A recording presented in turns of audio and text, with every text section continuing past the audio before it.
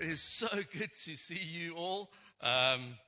Gee whiz, what a great privilege. We've had such a wonderful time this morning, just being, in actual fact, this whole weekend, just being with each and every single one of you. It has been a privilege to come and to share. We've known Anthony and Faith for a long period of time. We serve on team together on the NCMI team, and we see them at all the Elders Connects and all the national elders. And when he says they haven't missed any of them, we know because we see them there all the time.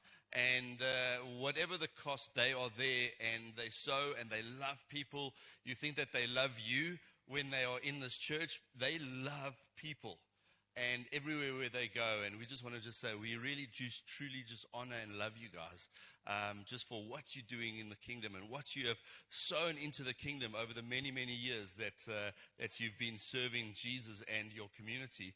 I was in that little room over there. I don't know if any of you have been in that room when we came, and there's this beautiful photo on this wall, this collage of all the different places that you've been. How wonderful that the footprint of this church is reaching nations. And that's what God is calling us to do. He's calling us to go out of our comfort zones and into places and spaces that are unknown to us even today, that tomorrow we get to glorify His name and that His name may echo and may renown in places that we never thought possible. And it's been done through the leadership of this church. And may what is done in the leadership of this church filter on and through each and every single one of you, that exactly what was said this morning, it's not just the leaders. The power and the glory of the Father is on every single person in this place. And every single one of you have the ability to get up and to shout and to declare and to proclaim. Come on, Aaron, where are you? Dude, we are praying together with you that your friend will get such a revelation of Jesus that where she is and what she's doing will have just a profound effect on those around her and those wherever she's studying in the future. And she'll point it back to, there was a friend named Aaron that once prayed for me. That's fruit.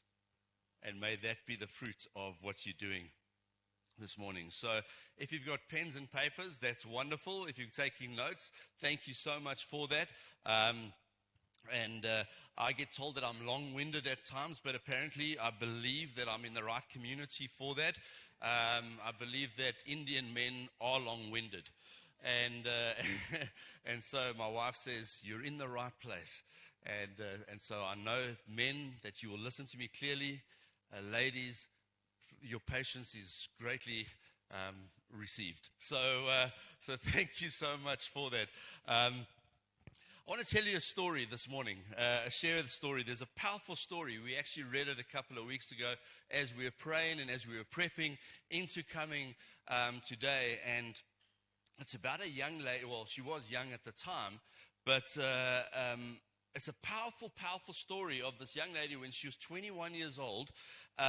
She was a student. She boarded a ship, and she was on a mission. She was taking the cheapest route that she could find to go to as many countries as she could to really seek out where the Lord was actually wanting her to be. And every time she boarded a ship, she said, Lord, where do you want me to be? And eventually she arrived in Hong Kong, and she stepped into, at the time, was one of the darkest places on the face of this planet. There was lawlessness, there was overcrowdedness, the place was filled with addiction, there was brokenness, there was despair, there was a lot of mayhem going on. But what she said was something incredibly remarkable. She said this, she says, I loved that dark place. I hated what was happening in it, but I loved that dark place, and I wanted to be nowhere else. I found the place where I was going to be used by God. Why? Because she could see something else. There was something that was in her spirit, that dropped within her spirit, that she could see that nobody else could. She saw a city filled with light. She saw healing instead of sickness. She saw freedom instead of addiction. And she saw hope instead of despair. She didn't know what would happen, but she knew of someone that could make change happen. And that was Jesus. She carried Jesus with her. That young woman was a lady by the name of Jackie Kruger.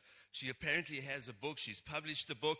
And what we realize and what we read when we read a little bit more about this lady, Jackie Pullinger, was that she would spend decades of her life pouring into that place. And you know what was the fruit? She saw transformation, she saw freedom, and she saw revival. She also said something that challenged me enough to be able to share this story with you this morning. She said this. She said, God wants us to have soft hearts and hard feet. But sadly, many of us have hard hearts and soft feet. Wow. That statement enough made me just look at her story and just gaze and said, Lord, what kind of heart do I have? Donna and I have the pleasure and the privilege of traveling around doing full-time ministry. We travel all through South Africa, into African countries, right up to the equator.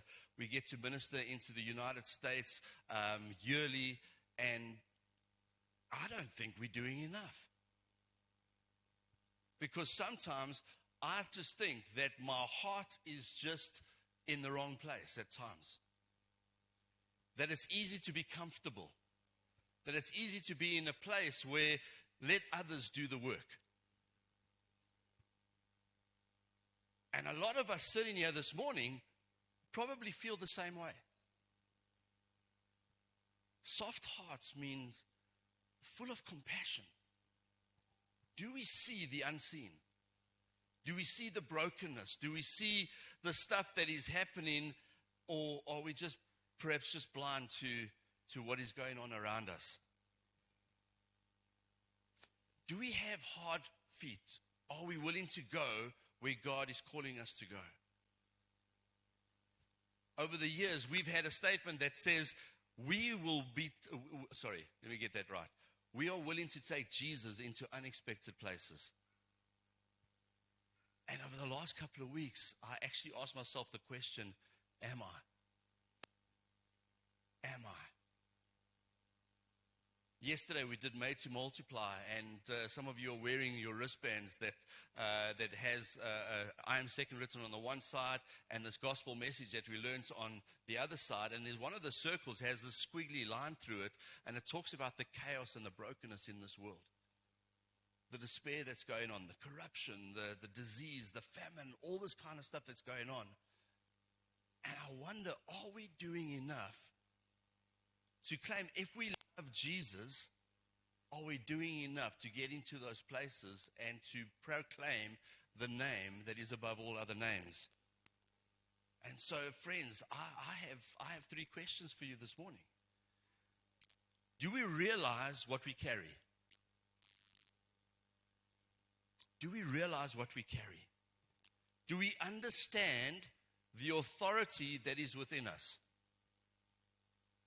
And if I'm going too fast, please just slow me down. And the third one is, do we believe that the gospel in us can change everything around us? Three hopefully profound questions that we can ask each other or ask ourselves. So now we all know the story of Jonah and the whale, right? We've heard it in Sunday school, and even if you've been unchurched, you hear about Jonah being swallowed up by a big fish, and you think to yourself, how can this guy live in the belly of a fish for so many days, and how can he come out, and he's all gooey and weird and all that kind of stuff. And eventually he obeys God, and he goes into a city, and he preaches this 8 to 10 word sermon, depending on your Bible translation, and a whole city changes, repents, and turns themselves towards God. So we know that story. We know that it's found in the book of Jonah. Jonah's got 4 chapters in it. It's a wonderful read. And I wonder if all of us just really focus, or some of us, focus on, well, Jonah's about the whale or the big fish. Jonah's about, he goes into a city and the city changes. This morning, I want to actually, based on what I've actually just asked, I want us to focus on the first book of Jonah. There's some stuff in there that was just jumped out at me and is so profound that I hope that you will get something out of it this morning. And I hope that what I say will actually blow you away. Because some of us know what's in chapter 1, but for a lot of us, I wonder if we found the little mysteries that are hidden in there. So I'm going to read a couple of verses, but I will kind of like paraphrase the rest. But don't worry, you can read through the entire book of Jonah, and whatever I'm saying over here, you will find there. Jonah chapter 1. Let's start there. The word of the Lord came to Jonah, son of Amittai. Go to the great city of Nineveh and preach against it, because of its wickedness has come up before me. But Jonah ran away from the Lord and headed for Tarshish. Jonah is a believer in God. Jonah is someone that actually serves God. But as soon as he's been stretched by God, the first thing that we read here is he immediately rebels. And the book starts with Jonah running away from the Lord. What a great way to actually start a journey where God calls you to go somewhere. And man, you know what? Maybe in the future somebody's going to read about me, and hopefully it's going to have a profound effect on their life. But verse 1 and 2 says, I'm fleeing. I'm running away. And he boards the ship, and he decides to go in the opposite direction of where God's calling him. We know the story. A storm rises. Chaos breaks out. And we even read at one point in verse 5 that Jonah is actually asleep. There's this massive storm around and going on, and Jonah's asleep. In actual fact, the captain comes up to us and says, dude, get up, pray. Pray to your God. The sailors panic. The sailors are praying to their God and their gods and all those other things that obviously did not help them at all. And so they cast lots, and the lot falls on Jonah. And in that moment, in verse 9, something absolutely significant takes place. Jonah stands up and says, yes, I'm a Hebrew. I worship God. I worship the Lord, the God of heaven, who made the sea and the land. Now think about this. Jonah is running from God. He's clearly disobedient. And in the middle of a storm, because of his choices, but yet when he speaks about God, everything changes. When he speaks about who he is in the Lord, everything changes. And here's what blows me away. We're going to carry on reading from verse 10. The sailors were terrified when they heard this, for he had already told them he was running away from the Lord.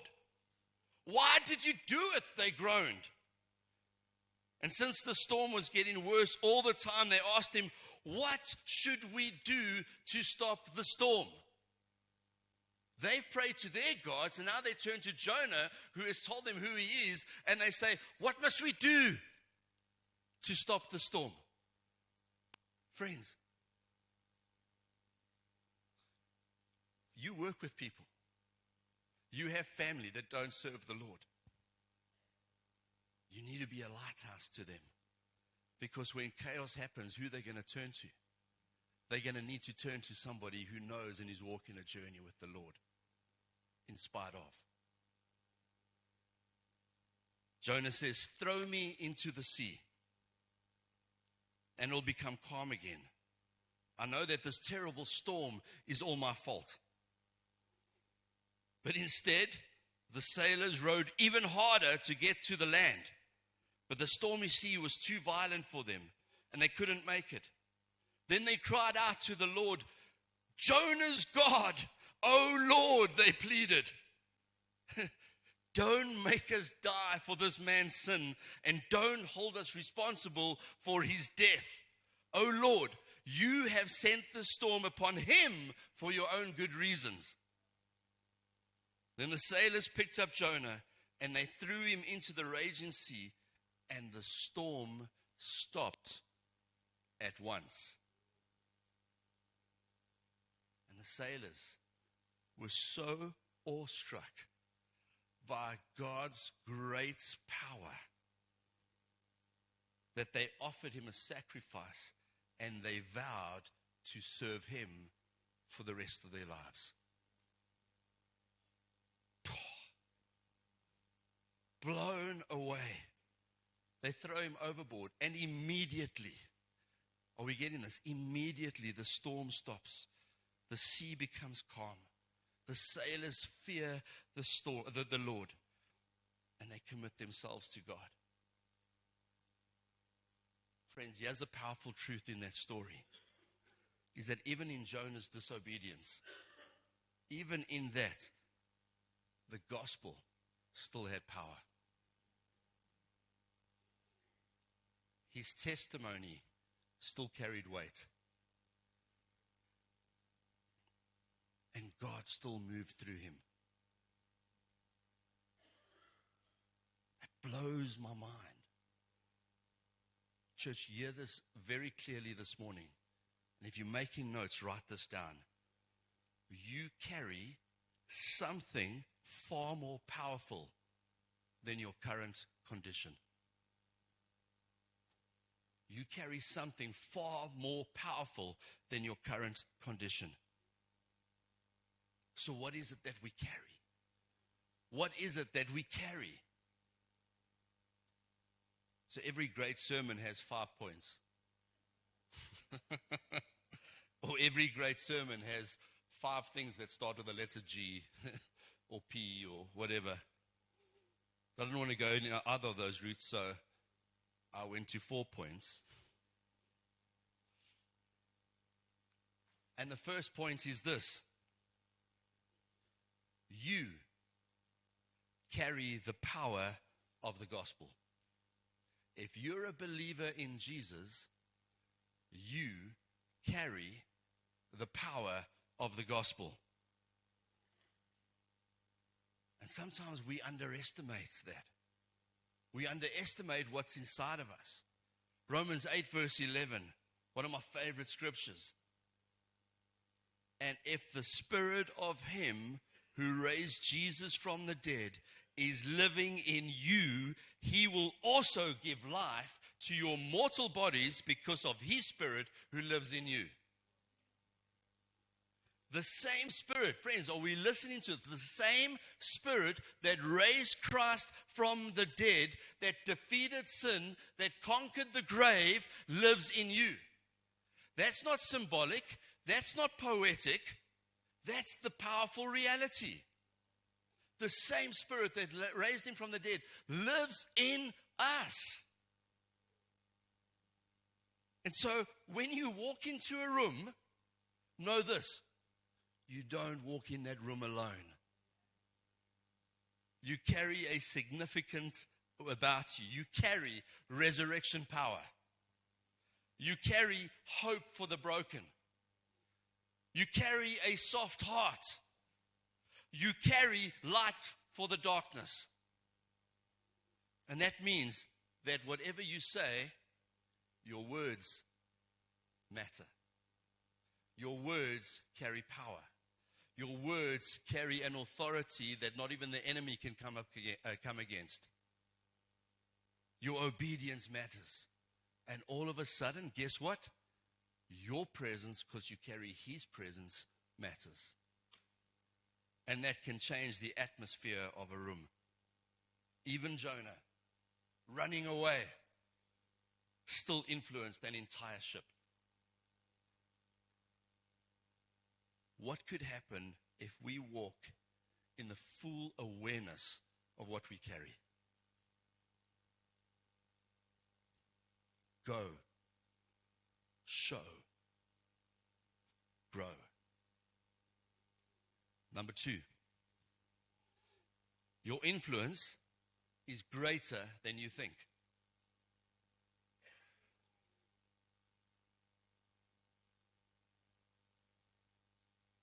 Jonah didn't plan to preach to sailors. He didn't organize an outreach. He didn't prepare a message. But when they pointed him out, he simply declared who God is and who he is in God. And he stood in the moment. And it was in that moment that an entire group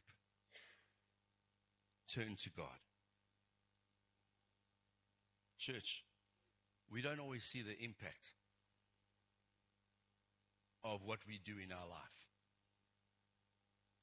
We don't see the impact of a lot of things that we do. But boy, oh boy, does it carry value. Does it carry weight?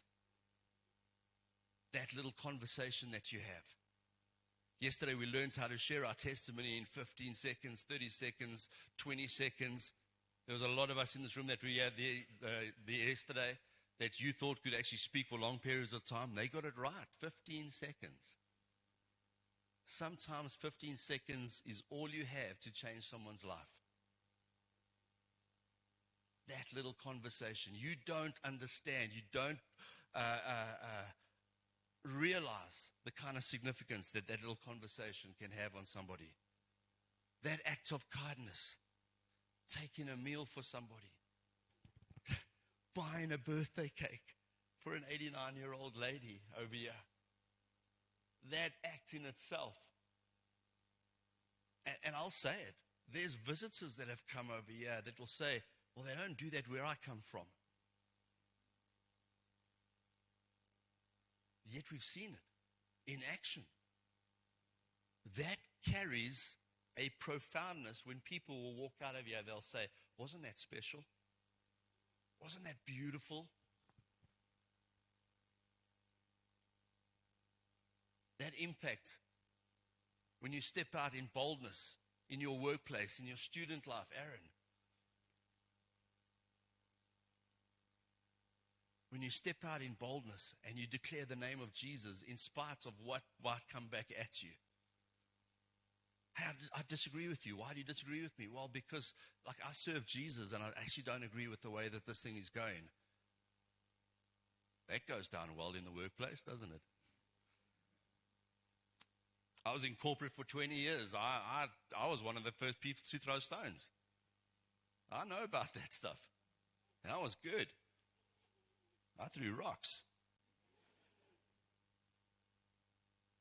And then I raised my hand on a Sunday in church because I wanted to impress my wife.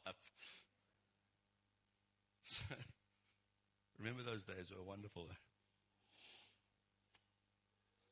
But friends, we need to be courageous. Psalm 96 verse 3 says, declare his glory among the nations, his marvelous deeds among the people. That's what we need to be doing. We need to be obeying the great commission that Jesus commanded us to do. We spoke about it. Matthew 28, we know that. But for those of you that like a fast food gospel, Mark 16 verse 15 says it all in one sentence. Go into the world, preach the gospel to all nations. Keep the main one the main thing. Notice what it doesn't say. It doesn't say this, only when you feel ready. Only when you are qualified. Only when you feel perfect. It says go. And when you go, you understand that the power is not in you being perfect.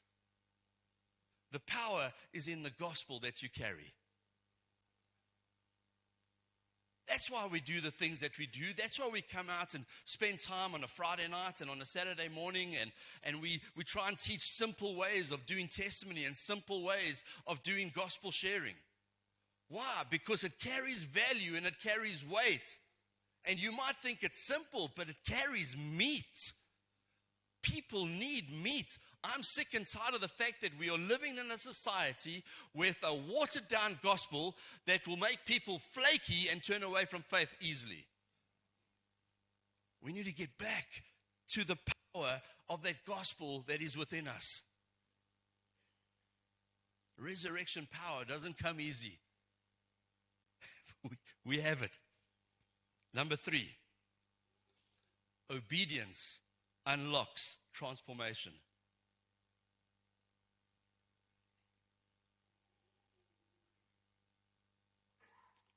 So after Jonah is swallowed and he's spit out, something shifts. He eventually obeys and he goes to Nineveh. And what happens? Then we read about an entire city repents. A whole region turns to God. Mercy floods a place that actually deserved judgment.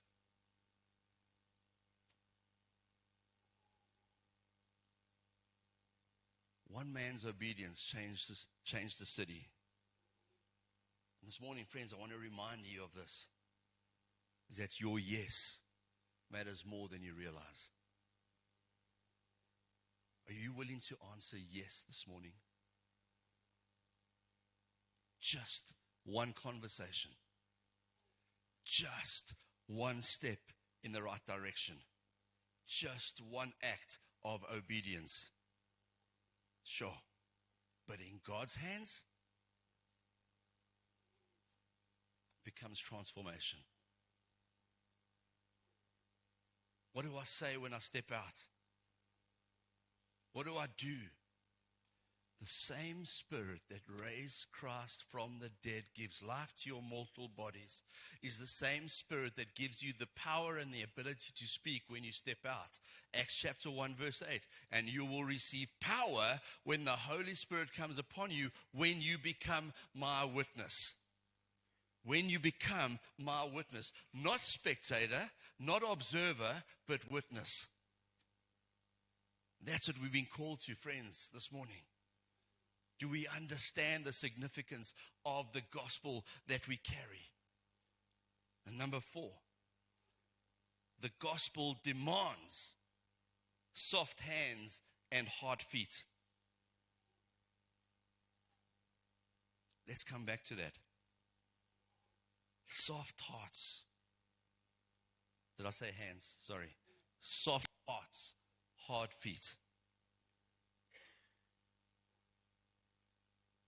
A soft heart feels compassion.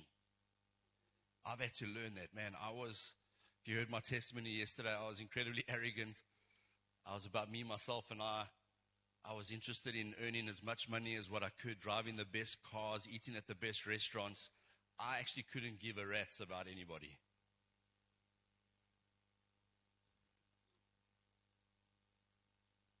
Through many years in our ministry, we all carry the 7 different fruits, and obviously in one of them, and compassion and mercy was something that I've had to work on. I'll be honest with you. As a male, it's something that we really need to work on at times. Pride, arrogance. Just get over it. Just build a bridge. Get over it. The soft heart sees brokenness, sees people that are in need, people that need a helping hand. There's a beautiful picture that I saw on Google a while back, and I've actually saved this picture to my phone, and it's a picture, it was from a theater in the States that's called the Sight and Sound Theater, and they put on a production called Jesus. And the picture that they've advertised in this production is a hand through water going up and a hand coming down, which is obviously the depiction of Jesus picking up Peter out of the water. I wonder how many of us actually see the brokenness of people that we are willing to put our hands down and just give them a hand. Just give them a hand. We see the brokenness. But the most beautiful thing about a soft heart is that it refuses to become numb. Was I clear on that one? But we also understand that compassion alone is not enough, because if your heart is soft, but your feet are soft as well, you'll feel, but you won't go.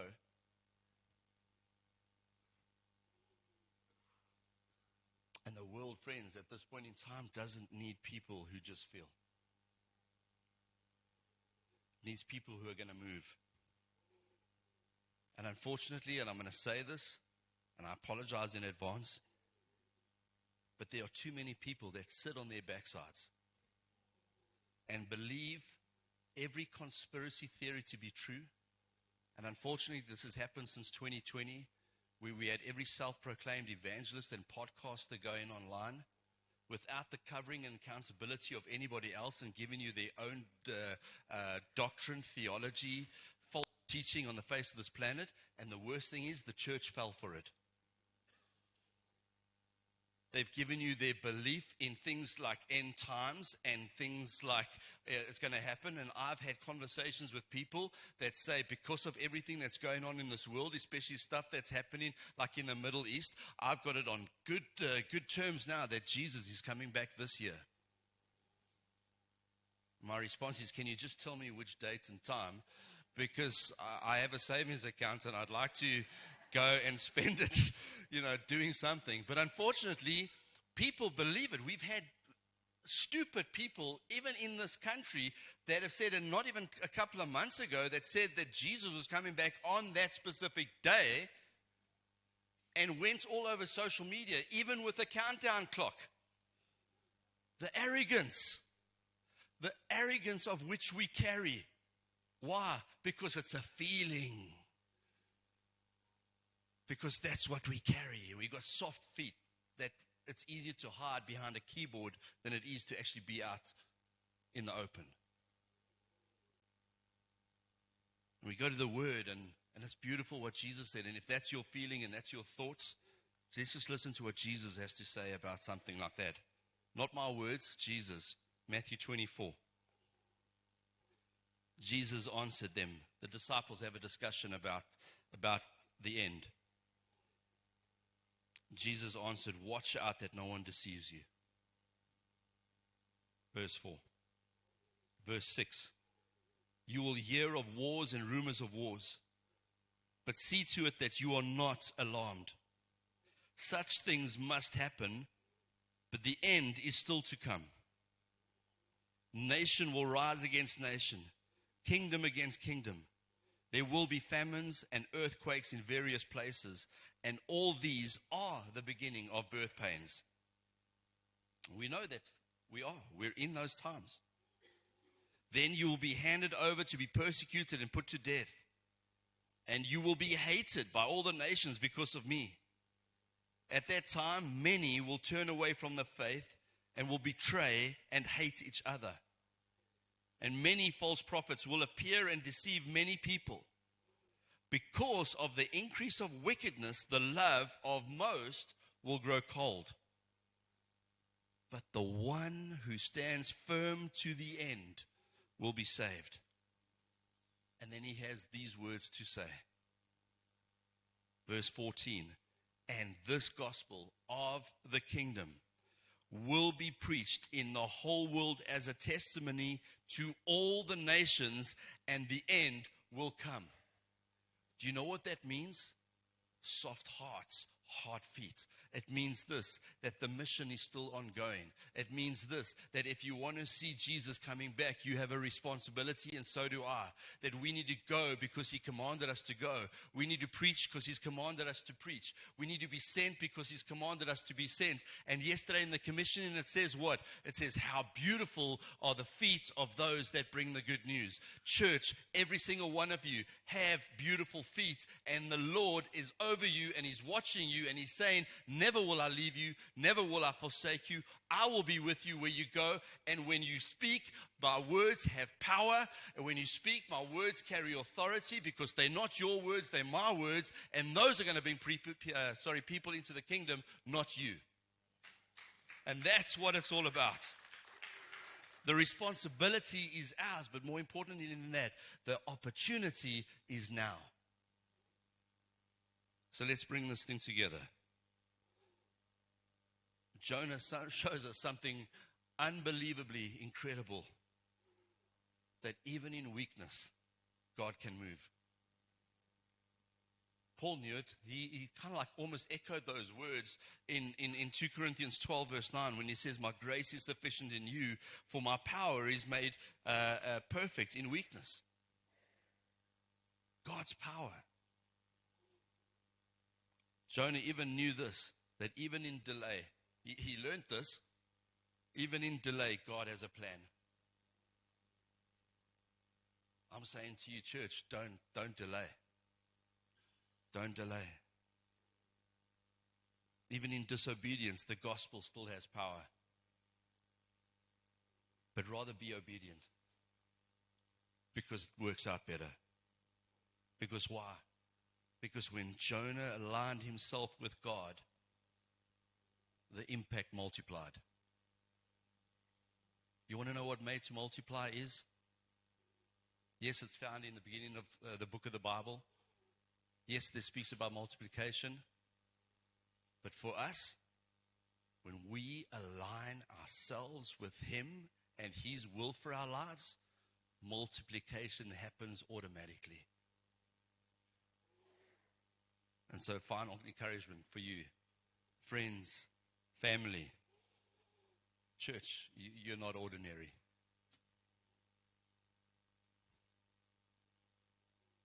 You're not empty. And you're certainly not powerless. You carry the gospel. And when you carry the gospel, nations will change. Matthew 12:21. In his name, the nations will put their hope. We get to be the carriers of that gospel. Not in systems, not in governments, not in people, but in his name. What do we carry? We carry the power of his name. And so as a closing challenge from us to you, the challenge is this. Where is God asking you to go? Let's bring it into this week. Where is God asking you to go on Tuesday? Who is God asking you to speak to? Write their name down. Write their name down now. We all have a name. As soon as I said that, a name popped up in your mind.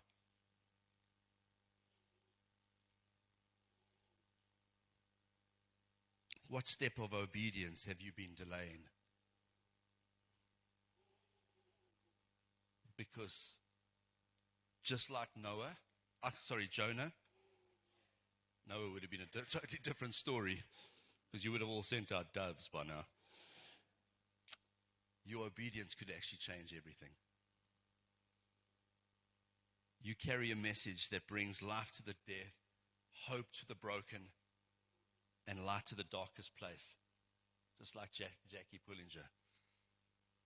So what I can say to you now, friends, is go with soft hearts and hard feet, but go with unshakable confidence, because the gospel that you carry is more powerful than the world that we walk into.